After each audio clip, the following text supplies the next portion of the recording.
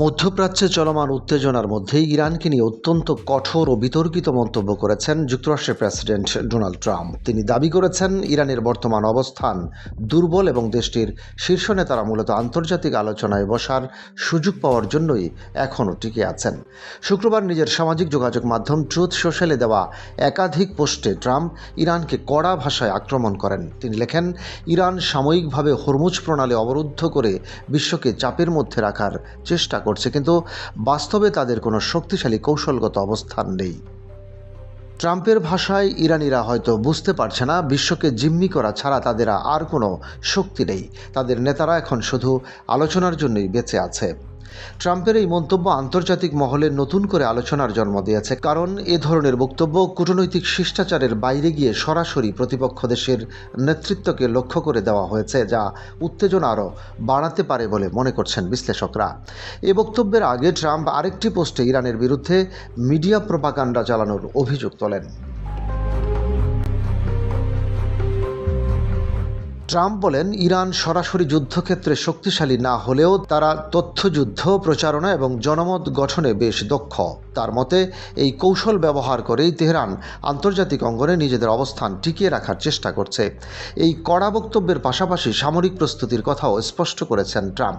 আন্তর্জাতিক সংবাদ মাধ্যমে দেওয়া সাক্ষাৎকারে তিনি জানান, পাকিস্তানের ইসলামাবাদে অনুষ্ঠিতব্য যুক্তরাষ্ট্র ইরান বৈঠক সফল না হলে যুক্তরাষ্ট্র আবারও সামরিক অভিযানে যেতে প্রস্তুত। তিনি বলেন, আগামী 24 ঘন্টাই নির্ধারণ করবে কি হতে যাচ্ছে।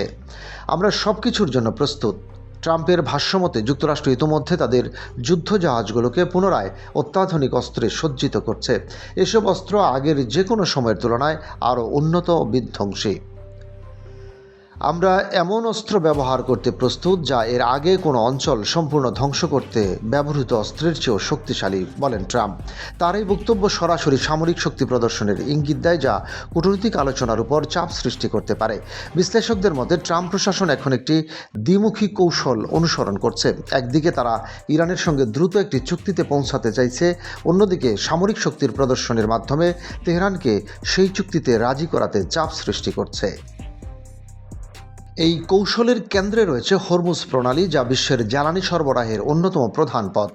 বিশ্বের প্রায় 20% তেল ও গ্যাস এই রুট দিয়ে পরিবাহিত হয়, ফলে এখানে কোনো ধরনের অস্থিরতা বৈশ্বিক অর্থনীতিতে সরাসরি প্রভাব ফেলে। বর্তমানে দুই দেশের মধ্যে একটি সাময়িক যুদ্ধবিরতি কার্যকর থাকলেও বাস্তব পরিস্থিতি এখনও অস্থির।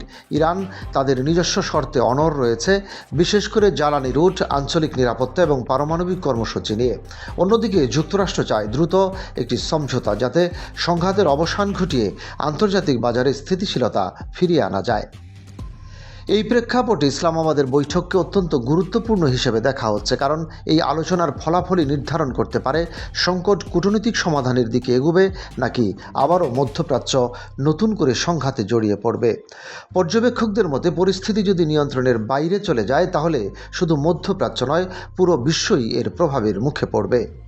জ্বালানির দাম, বাণিজ্য রুট, এমনকি আন্তর্জাতিক নিরাপত্তা ব্যবস্থাও বড় ধরনের ঝুঁকির মুখে পড়তে পারে। সব মিলিয়ে ট্রাম্পের কড়া বক্তব্য এবং সামরিক প্রস্তুতির ইঙ্গিত স্পষ্ট করে দিচ্ছে, আলোচনা সফল না হলে পরিস্থিতি দ্রুতই নতুন সংঘাতের দিকে মোড় নিতে পারে। রশিদ কামাল, বাংলা বাজার পত্রিকা।